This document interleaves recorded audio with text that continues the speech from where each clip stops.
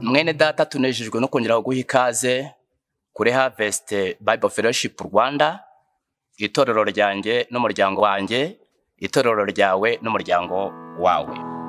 Mana data wa twese turagushimye, tugushimiye kugira neza kwawe gutangaje. Urakoze ko utwongeye uyu munsi wo kongera kuza imbere y'ubwiza bwawe, izina ryawe rishimwe. Ngaho komeza udufashe muri byose, tugirire neza, tubone imbaraga zawe, tubone ukuboko kwawe, tubone ukora imirimo n'ibitangaza.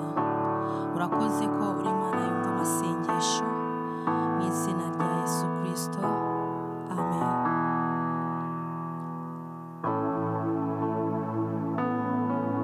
Turacyari imbere y'ubwiza bwawe data, tuvuze gukomera kwawe, kandi twishimiye kuzabana nawe mu bwami bwo mu ijuru.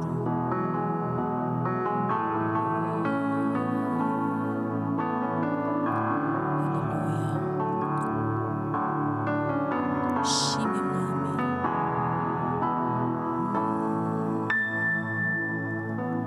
Hariho igihe kizagera umwami Yesu agarutse kutujyana iwe mu ijuru.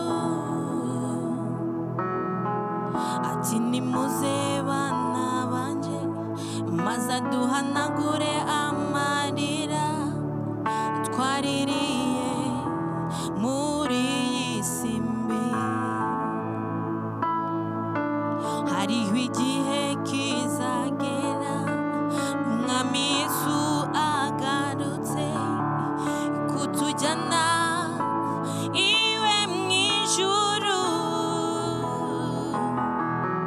Ati nimuze bana banje, maze aduhanagure amarira twaririye muri iyi si mbi. Nishimiye kuzakubona Yesu, ubwo uzaba ugarutse kunjyana, ubwo uzaba ugeze ku bicu, nanjye mpite ngusanganira. Nishimiye kuzakubona Yesu, ubwo uzaba ugarutse kunjyana, ubwo uzaba ugeze ku bicu,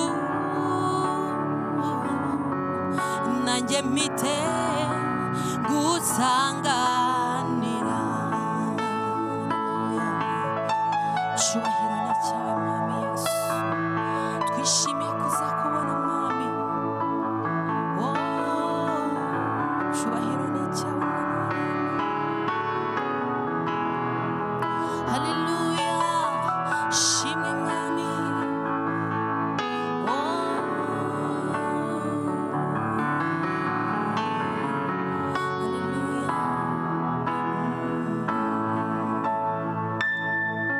Tuzibagirwa imibabaro yose, tuzibera mu munezero.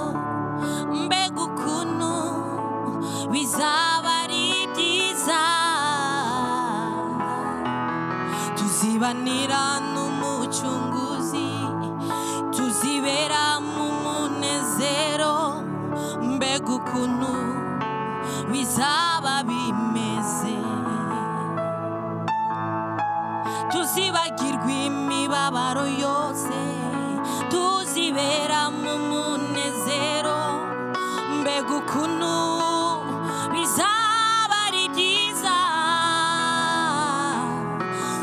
tuzibanira n'uwaducunguye, tuzibera mu munezero. Mbega ukuntu bizaba bimeze. Nishimiye kuzakubona Yesu, ubwo uzaba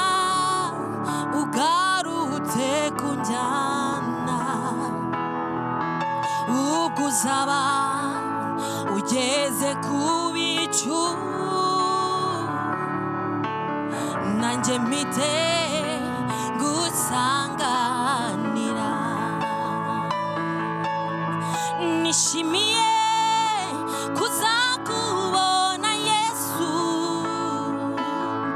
ubwo uzaba ugarutse kunjyana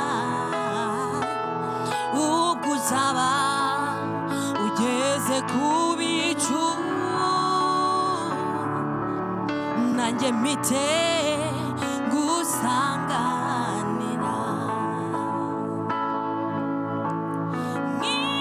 mw'ijuru ni iwacu ahabera abahora bishimye ibahimbaza Imana ubuziraherezo aho ngaho niho iwacu mw'ijuru iyo ni iwacu ahabera bahora bahimbaza Imana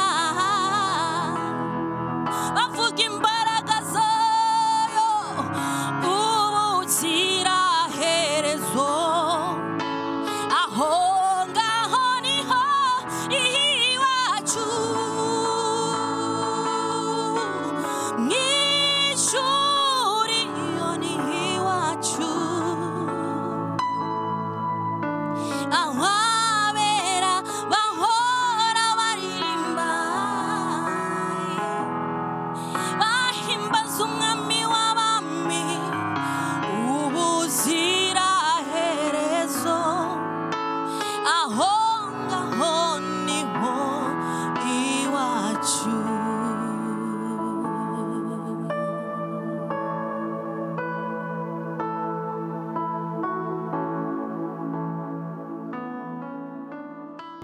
tumaze iminsi, uyu ni umunsi wa kane twatangiye dufite igihe cyo gusenga Imana, kandi tugasenga Imana twifashishije igitabo cy'ubuzima bufite intego. Abambanjirije bashoboye gusobanura ku buryo buhagije ingingo twarebyeho: isi nyibereyeho iki, mbere na mbere Imana, ndetse turebera hamwe n'ikigenga ubuzima bwawe cyangwa se ubuzima bwanjye. Uyu ni umunsi wa kane, umutwe w'isomo uravuga ngo waremewe kubaho iteka. Waremewe kubaho iteka. Uyu munsi rero turarebera hamwe nanone ijambo ryiza dusanga mu mubwiriza ibice 3 ku murongo wa 11. Aho ngaho turahasoma kugira ngo twumve icyo Imana itubwira muri iri jambo.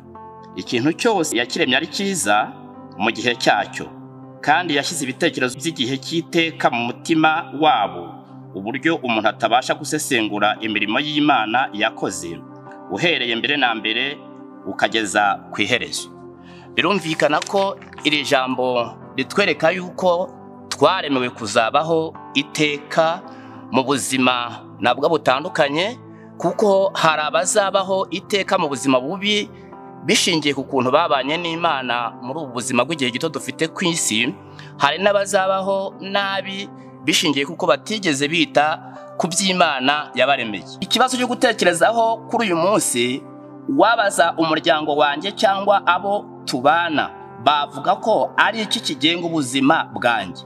Ese ubundi ni iki nshaka ku bugingo bwanjye?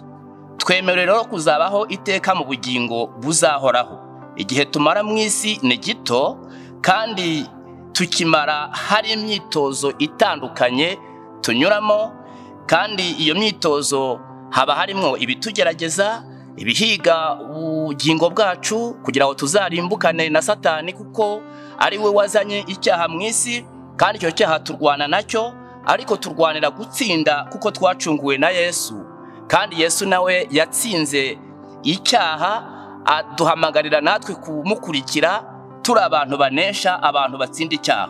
Aho abakristo rero bazabana n'Imana, bazabana nayo kuko bayikoreye, kandi bazaba bariho mu gihe kinini, ariko no mu gihe tukiri muri iyi si turasenga Imana kugira ngo ubugingo bwacu cyangwa se ubuzima bwacu tubuhe icyerekezo gifatika, icyerekezo cy'uko ubwo tuzakomeza kubamo mu gihe kizaza buzaba ari ubugingo bw'iteka ryose, ariko mu buryo bw'imibereho myiza. Ababayeho muri ubu buzima bw'igihe gito batubaha Imana, batabana nayo, bazabana na Satani mu buzima buzakomeza kubaho bw'igihe kinini. Ahangaha dushobora kwibaza ngo ni iki kitwereka ko isi ari icumbi ry'igihe gito? Tubibonera ko batubanjirije bagiye basoza urugendo rwabo. Nka Dawidi yaravuze ngo turi abashyitsi n'abimukira muri iyi si, ariko hari umunsi umutima uzahagarara gutera, hazaba ari igihe cy'iherezo cy'ubuzima bw'umubiri kuri iyi si. Ni igihe cyawe rero hano ku isi kubitekerezaho. Hari amagambo nanone dusanga mu rwandiko rwa 2 rw'Abakorinto ibice 5 ku murongo wa mbere, hatwereka yuko isi turimo ari igihe gito. Uyu munsi rero turarebera hamwe iri jambo ryiza kugira ngo buri wese afate icyemezo cyo guha intego imibereho ye. Avuga ati intego mpaye ubuzima bwanjye, icyerekezo nihaye nuko nzabana n'Imana mu buzima bw'iteka ryose, aho tuzaba igihe kinini cyane. Icyo gihe bizagusaba guhindura icyerekezo cyawe, we guhanga amaso ku by'isi. Muri iki gitabo twifashisha muri aya masengesho turarebera hamwe amagambo yo gufata mu mutwe cyangwa se yo kuzirikanaho, kuko ubuzima bwacu burenze ibyo tubonesha amaso. Ni byiza ko mu buzima bw'igihe kizahoraho turushaho gutekereza uko tuzabubamo, kuko hari abazabaho kuko baruhijwe, ariko hari n'abazabaho banezerewe, kandi icyifuzo cyacu nuko tuzabaho tunezerewe. Turasoma umurongo nanone wo gufata mu mutwe dusanga mu rwandiko rwa Yohana ibice 2 ku murongo wa 17. Aho ngaho tuhasanga ijambo ryiza rihanditse ritwereka yuko isi dutuye wa 17 ibice 2, kandi isi irashirana no kwifuza kwayo, ariko ukora iby'Imana ishaka azahoraho iteka ryose. Urifuza kuzahoraho iteka ryose? Korera Imana, uyubahe, uyizere, ugendane nayo, ubane nayo, nibwo uzashobora kubana n'Imana mu buzima buzaho iteka ryose. Hari abazabaho mu buzima bw'iteka banezerewe kuko bahesheje Imana icyubahiro bayikorera. Hari n'abandi bazabaho mu buzima bw'iteka bababaye kuko batakoreye Imana, kuko batumviye Imana, kuko batayubashye. Imana iguha umugisha, urakunzwe.